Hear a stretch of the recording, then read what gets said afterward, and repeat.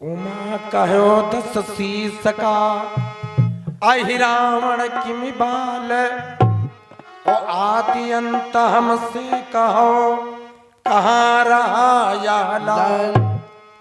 कहा महाराज एक बात बताओ, ये रावण का पुत्र ही रावण लंका में न रह करके पाताल लोक को क्यों गया और रावण को अपने बेटे के बारे में ज्ञान नहीं, हम ये बात कैसे मान लें। महादेव जी चर्चा सुनाने लगे। महादेव कहने लगे सुनो देवी, ये रावण को अपने बेटे के बारे में कुछ पता नहीं और शुक्राचार्य जानते हैं ये रावण का बेटा कब पैदा हुआ, लंका में न रह करके पाताल लोक को गया, राजा कैसे बना, हम इसका चरित्र सुना रहे हैं। तो बताया महादेव जी कहने लगे भवानी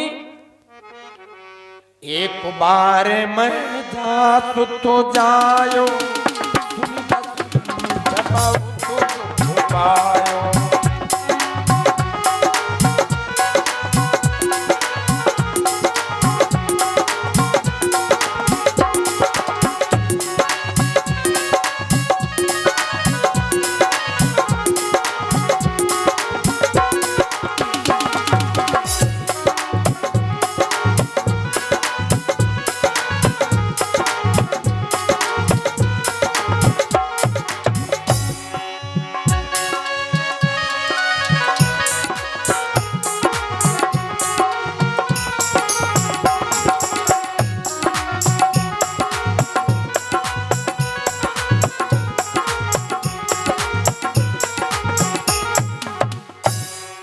एक बार मैं जा सुत जायो और सुनी दस कंठ बहुत दुख पायो।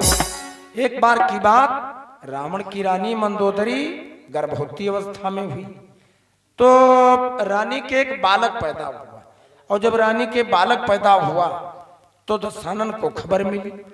दशानन ने ज्योतिषी पंडित लोगों को राजमहल में भेजा और कहा कि जाओ तुम लोग ये पता करो जो रानी के बालक हुआ है वो किस नक्षत्र में पैदा हुआ है, उस लड़के का भविष्य क्या है, उसका भाग्य क्या है, उसका प्रभाव लंका पर क्या पड़ेगा और उस लड़के का मुंह देखेंगे तो उसका प्रभाव हमारे ऊपर क्या पड़ेगा।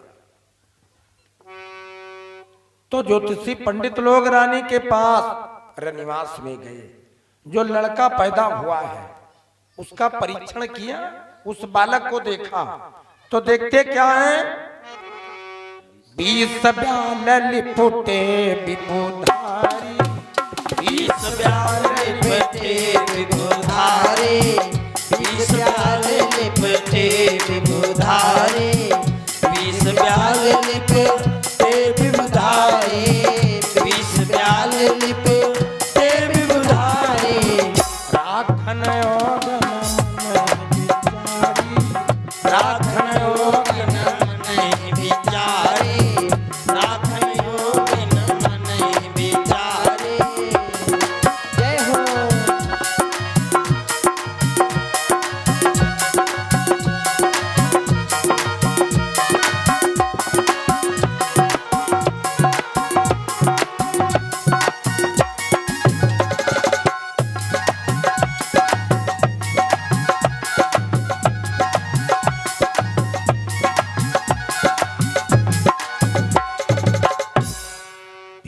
ब्याल लिपटे विभुधारी और राखन योग न मनहि विचारी। जो बालक रानी के पैदा हुआ उसकी जो बालक की नाल है वो नाल को देख करके ऐसा लगता है कि नाभ से 20 सांप फैलाए निकले हैं, वो मांस के लोथड़े सर्पों की तरह दिख पड़ते हैं। तो ज्योतिष में मुहूर्त का विचार किया, मुहूर्त में क्या है देखा, ये मूल नक्षत्र में पैदा हुआ, रेवती, अश्विनी, अश्लेषा, मघा और जेठा, ये मूल नक्षत्र होते हैं।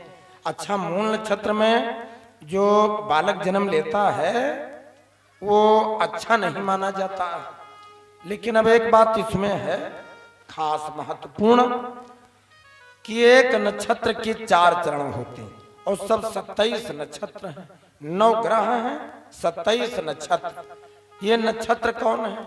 ये नक्षत्र चंद्रमा की पत्नियां हैं।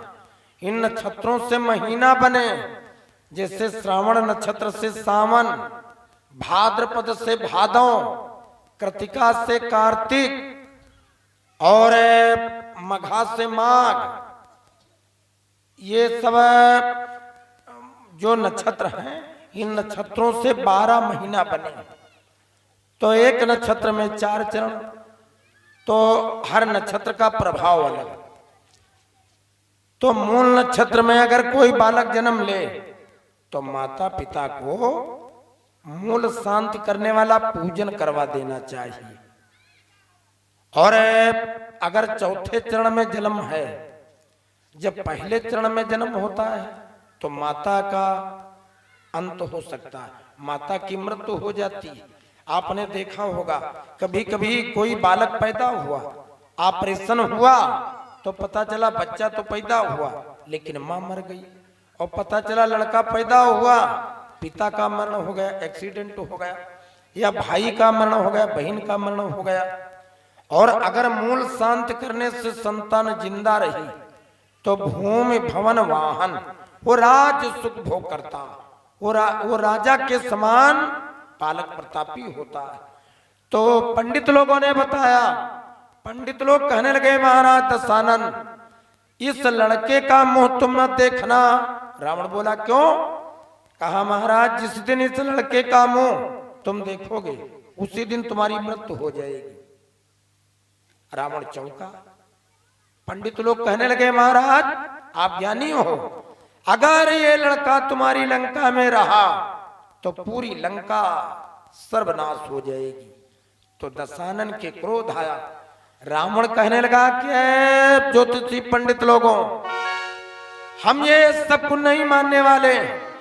अरे जल्लाद को बुलाया जाए, हम ऐसे लड़के को लेकर के क्या करेंगे? जब तक लंका में हम रहेंगे, हमारी रानियां रहेंगी, तब तक इस प्रकार के तमाम लड़के बच्चे होंगे। इस बालक को, दूत को बुलाया जाए, जल्लाद से कहो इसको पिटारी में बंद करे और समुद्र के किनारे ले जाए, जमीन में गहरा गड्ढा खोद करके गाड़ा।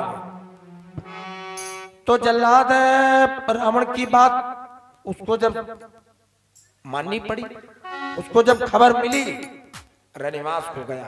रानी की गोद से बालक को ले लिया, एक पिटारी में बंद किया, संदूकजी को सिर पर रखा, लंका के नैऋत्य दिशा में चल पड़ा, दक्षिण दिशा में चल पड़ा। दूत दाबी नैऋत्य दिशि धावा, दूत दाबी नैऋत्य दिशि धावा, और पृथ्वी खोदी तो भला आवा।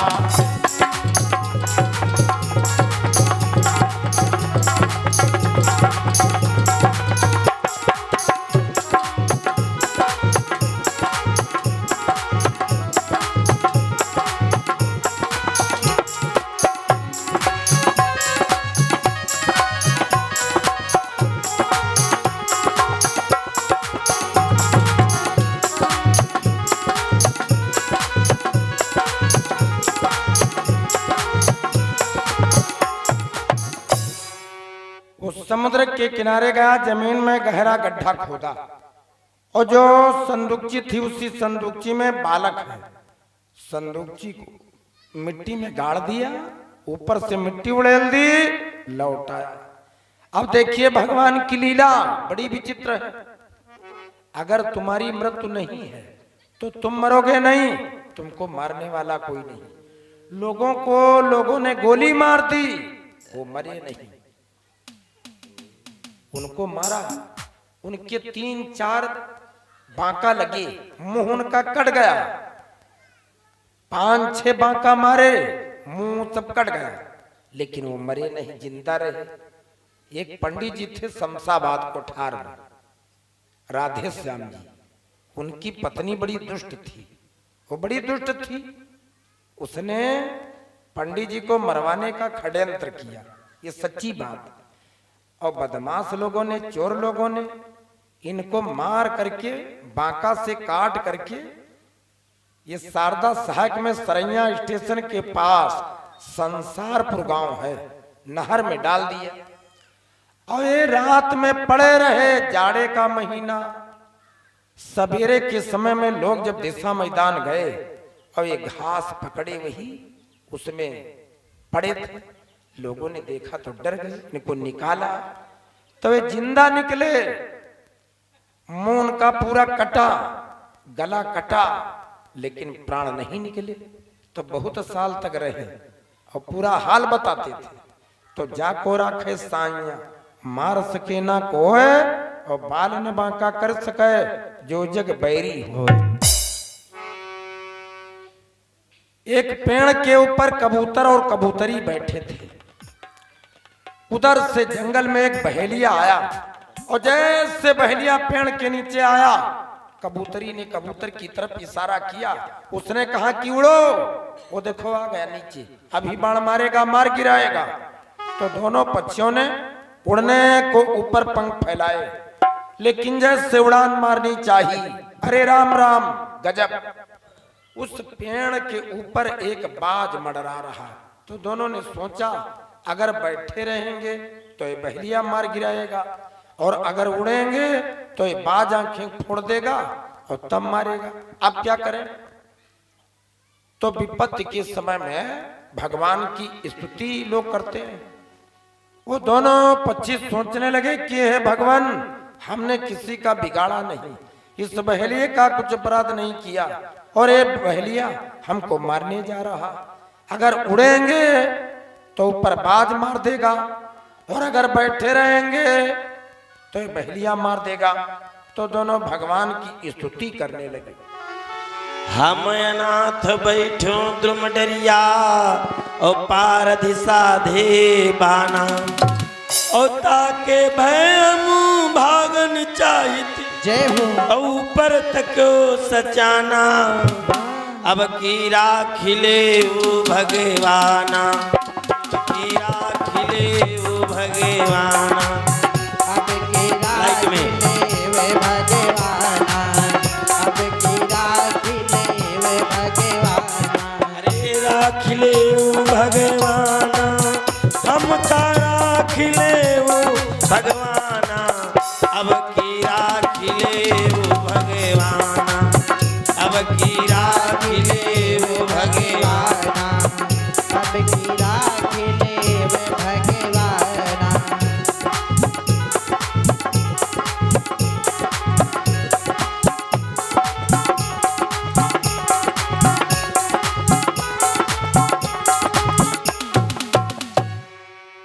जैसे भगवान के कान में दोनों पक्षियों की आवाज पड़ी, वो पक्षियों ने प्रार्थना की, भगवान हमारे प्राणों की रक्षा करो, अब दोनों तरफ से मौत है, क्या करें?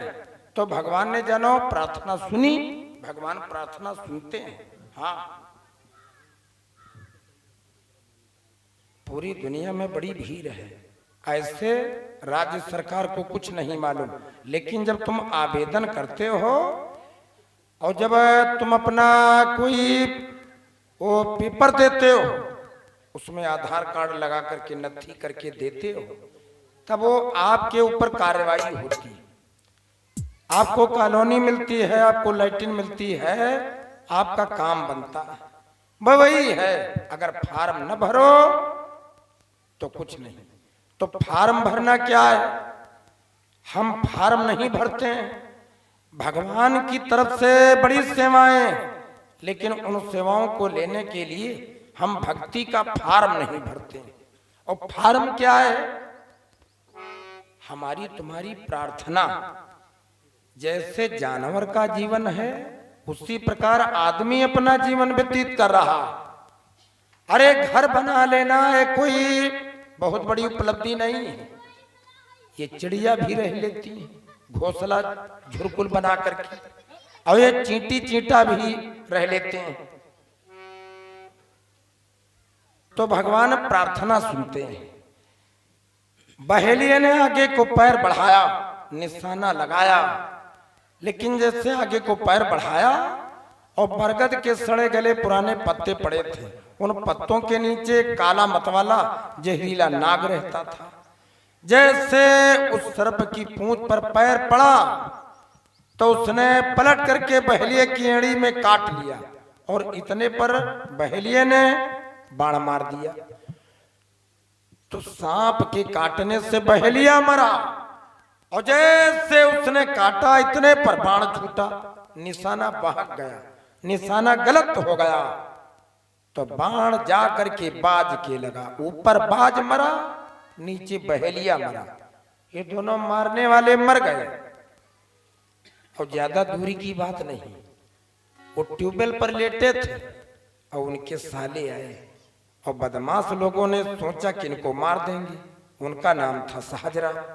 तो वो लेटे थे और उनके साले साहब आ गए तो कहने लगे, जीजा पास वाले गांव में नौटंकी चल रही है, चलो चला जाए। तो कहने लगे हम नहीं जाएंगे। और कहा हम जरूर जाएंगे। तो कहा तुम जाना हो तो तुम चले जाओ।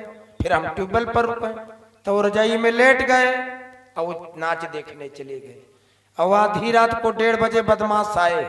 उन्होंने जाना कि साहजरा में ही है। बस देखा सुना कुछ नहीं, 2-3 फायर की, उनको मार दिया। मारने आए थे उनको, मर गए वो। तुलसी जैसी भव्यता तैसे ही मिले सहाय। अगर आपकी मृत्यु नहीं है तो आप मरोगे नहीं, और अगर आपकी मृत्यु आ गई तो आ गया वादा, अब कम न ज्यादा, उसमें कुछ घटने बढ़ने वाला नहीं है।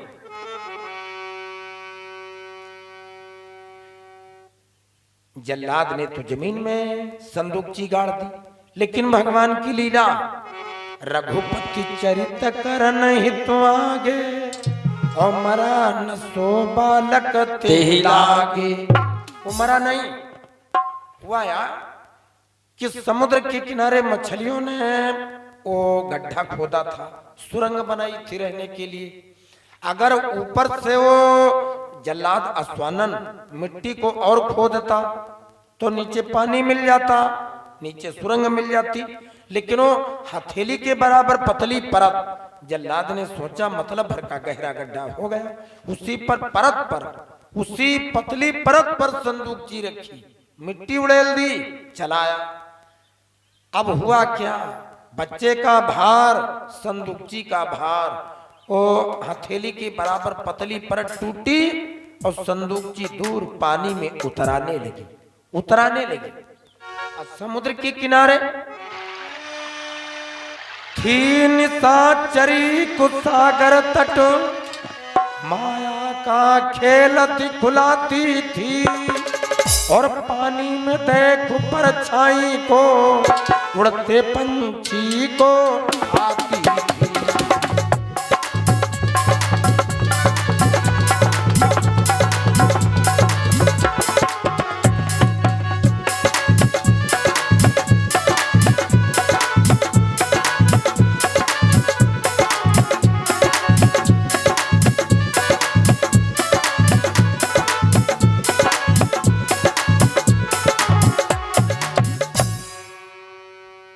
उतराने लगी वो संदूकची वहां समुन्द्र में। तो जब सिंहिका ने देखा कि वो संदूकची उतरा रही है तो उसने जाना ये बात क्या है। कहीं लखी राहु जननी अनुरागी और भवन लाई निज पालन लागी। उस संदूकची का ढक्कन खोला और संदूकची में बालक मिला, बहुत प्रसन्न हो गई। बालक को ले आई, उसके झोपड़ी पर, उसके आंगन में बधाइयां बजने लगी, मंगल गान होने लगे। भगवान के देने लेने के बहाने बड़े विचित्र हैं। कहा गया कि छप्पर को फाड़ देते प्रभु। जब भगवान देते हैं ना तो छप्पर फाड़ करके देते हैं कि छप्पर को फाड़ देते प्रभु। ये बात तो सही है, वो भगवान के घर तेरो अंधेरो नहीं है, अंधेरो नहीं है। भगवान के घर तेरे अंधेर नहीं है, अंधेर नहीं है। भगवान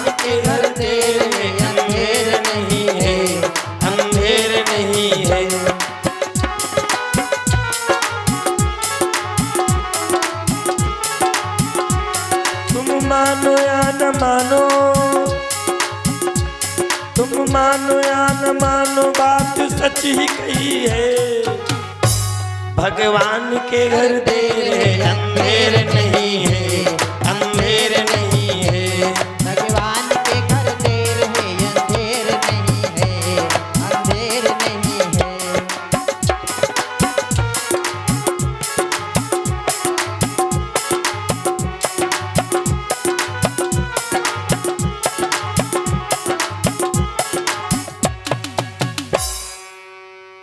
भगवान के घर देर है अंधेर नहीं है। बालक जन्म लिया तो बहुत प्रसन्न हो गई, उसको भगवान ने कोई संतान न दी तो उसको मिल गई संदूकची में समुद्र के किनारे। अगर आपके भाग्य में है कोई चीज वो तुमको जरूर मिलेगी, और अगर तुम्हारे भाग्य में नहीं है वो तुमको नहीं मिलेगी। अगर भाग्य में है तो बंबई से तुम्हारे घर को भाग आएगी, और अगर तुम्हारी नहीं है तो कहीं से जुगाड़ लगा करके लाओगे तो तुम्हारे घर से भाग जाएगी। वो चोर चुरा ले जाएगा, वो सामान खोज सकती है, गायब हो जाएगी। हम एक छोटी सी बात बता देंगे, एक बार जयकारा लगा दो। वृंदावन बिहारी लाल की जय। एक आदमी गरीब था तो उसकी गरीबी की मजाक सब लोग उड़ाते थे। तो उसके एक साथी ने कहा कि तुम ऐसे मारे मारे घूम रहे हो, अरे बिना रुपया पैसा के कोई काम नहीं। तो उसने कहा मेहनत बहुत करते हैं लेकिन धन हमको मिलता नहीं, और मेहनत हम रात दिन करते हैं। अरे बोले तुम्हारी मेहनत करने से क्या, सड़क के किनारे दुकानदारी करो, सड़क के किनारे दुकान खोल लो, और जब दुकान आपकी हो जाएगी मालदार हो जाओगी, रोज बिक्री होगी। कहा ठीक। सड़क के किनारे दुकान खोल ली, सौदा बेचने लगे। 1 साल बीता तो हिसाब लगाया, रुपए पैसे का रुपया मिले 14। तो मन में विचार किया बताओ 1 साल की दुकानदारी और रुपया मिले 14, अब 14 रुपया में क्या हो। तो उनके पड़ोसी ने कहा कि सुनो, एक ही हान में डबल काम करो, एक दुकान और रखो। तो सड़क के किनारे गुमटी और रख ली, अब बीड़ी सिगरेट पान पुड़िया ये सब बेचने लगे। जब 2 साल बीते तो फिर हिसाब लगाया और फिर रुपया मिले 14। तो मन में सोचने लगे भगवान, एक दुकान तब 14 और 2 दुकान तब 14। सोचने लगे 14 रुपया बड़े खराब, इन रुपयों को हम इस शारदा सहायक नहर में डाल देंगे। रुपया लेकर के फेंकने को चल पड़े। रास्ते में उनके साथी मिल गए, बोले कहाँ जा रहे हो, पूरा हाल बताया। 1 दुकान तब 14, 2 दुकान तब 14, ये 14 रुपया बड़े खराब, इनको नहर में डाल देंगे, ये रुपया छजत नहीं है। बहुत लोग कहा था हमरे पियर बैल नहीं छजत है, कोई कहा थे बड़ी सिंह वाली गाय नहीं छजत है, कोई कहा थे हमरे उत्तरे के हैं धन नांदे नहीं बनाई जाती हैं, कोई कहा थे हमरे जिठवन नहीं होते, कुछ है। तब चल दिए। उनके साथी मिले, बोले कहाँ जा रहे हो, अरे कहा 1 दुकान तब 14 और 2 दुकान तब 14, ये 14 रुपया फेंक देंगे। अरे बोले उल्टा काम न करो, इन रुपयों का कोई कसूर नहीं है, ये तुम्हारे भाग्य की बात। अरे कहा भाग्य, अरे 1 दुकान खोली, 2 दुकान खोली, 2 साल की दुकानदारी की और प्रॉफिट हो नहीं रहा बराबर का बराबर। अरे कहा तुम हैरान न हो, ये 14 रुपया लेकर के चलो समुद्र के किनारे और गोताखोर लोगों को ये रुपया दे दो, उनसे कह दो कि 14 डुबकी लगा दो, जो कुछ मिले तुम्हारा। तो गोताखोर लोगों को रुपया दे दिया और बोले कि जो कुछ मिले वो हमारा, और ये 14 रुपया तुम्हारी। तो डुबकी लगाई एक, मोरंग गिट्टी बालू, कहीं घोंघा और कहीं कुछ कंकड़ पत्थर, यही मिलता है। 13 डुबकी खराब गई। जब 14वीं डुबकी लगाई तो इतना बड़ा एक लाल लाल पत्थर मिला। बोले ये क्या है, अरे कहा जानते हम भी नहीं क्या है, लेकिन है ये कीमती, ये किसी जौहरी के पास ले जाओ। तो जौहरी के पास ले गए। जौहरी ने देखा, लाला लक्ष्मीकांत प्यारे लाल ने चेक किया कसौटी पर, देखा, बोले ये तो बड़ा कीमती है। बोले कितना कीमती, हम बेचना चाहते हैं। तुम ले लो। अरे कहा हमारी पूरी दुकान, हमारा मकान, हमारे प्लाट, जमीन जायदाद और ये पूरा सोना चांदी, बैंक बैलेंस, अगर ये सब तुमको हम दे दें तब भी इसका 1 गुना पेमेंट नहीं होगा। बोले इतना कीमती? अरे कहा तुम्हारी किस्मत खुल गई, जाओ किसी राजा के पास।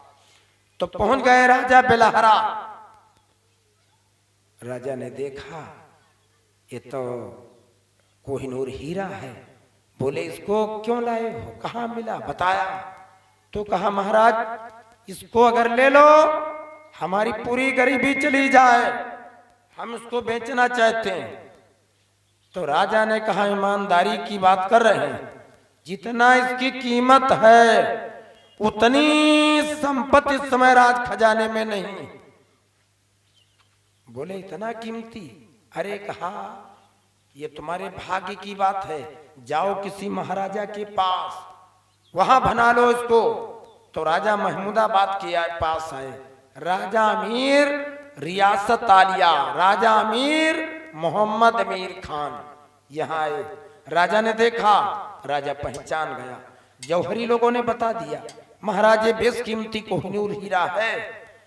तो राजा ने अपनी पगड़ी उतारी और उस हीरे को सजदा किया। विचार किया जरूर हम रियासत आलिया हैं, अगर हम रियासत आलिया न होते तो एक राजा के वहां से चल करके हमारे यहाँ आया, ये उसी राजा को ही मिल जाता, लेकिन ये हमारे भाग्य में था। बोले इसकी कीमत? अरे कहा मत पूछो कीमत, तुमको राज खजाने में छोड़ा जा रहा, जितना बटोर पाओ वो सब बटोर ले जाओ, खजाना तुम्हारा है, लेकिन टाइम 15 मिनट का, 15 मिनट में जितना ले जाओ पाओ सब ले जाओ।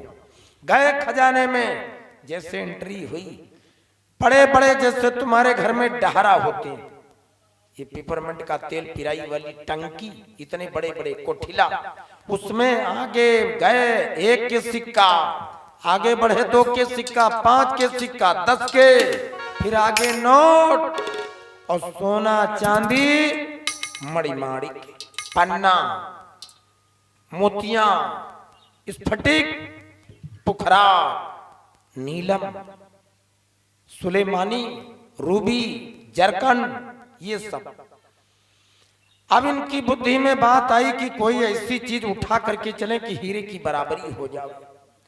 तो बेचारे इधर से जाते हैं उधर खजाने के लास्ट तक, और दिमाग में बात नहीं आती कि क्या उठावें।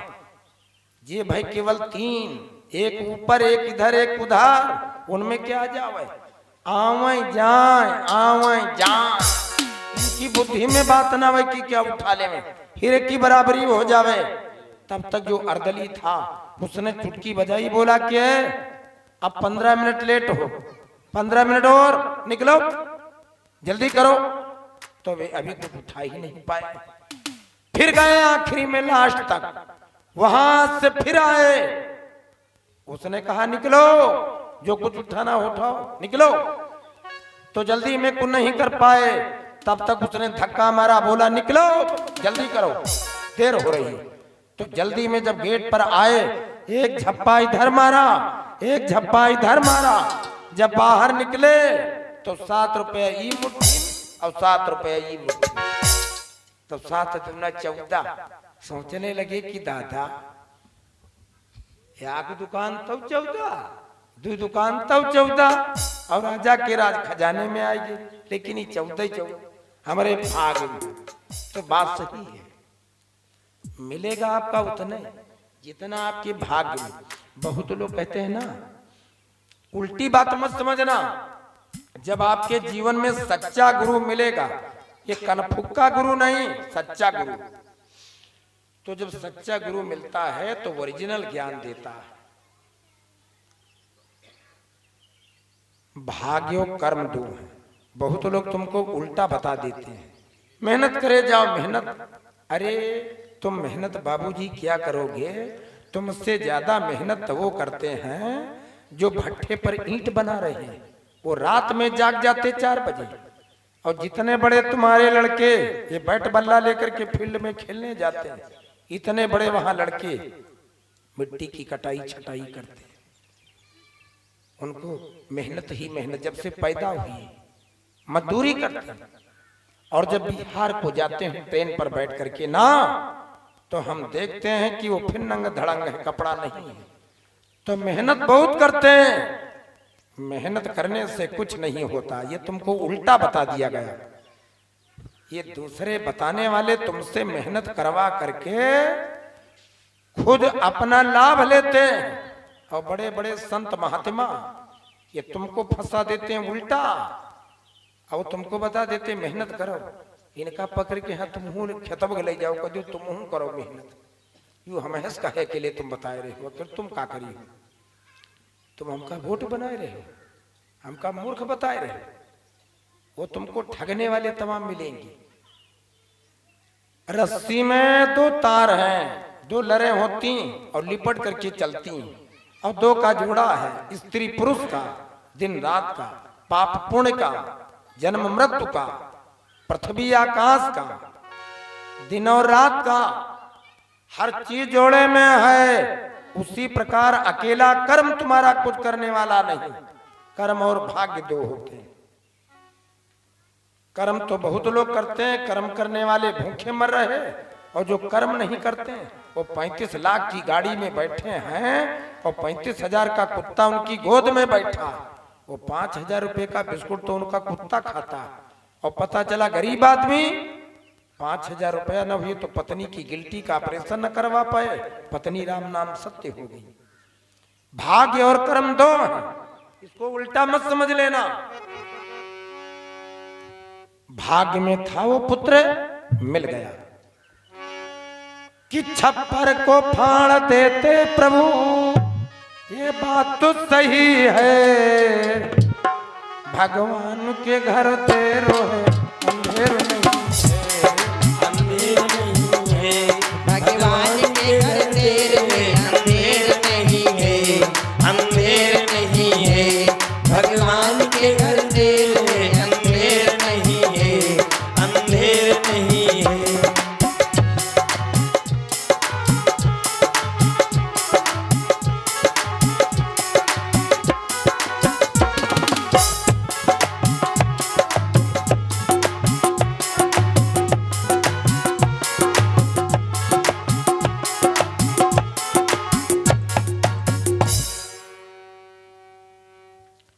हरिओम। सत्संग में भगवान की जय हो, सदगुरुदेव भगवान की जय हो।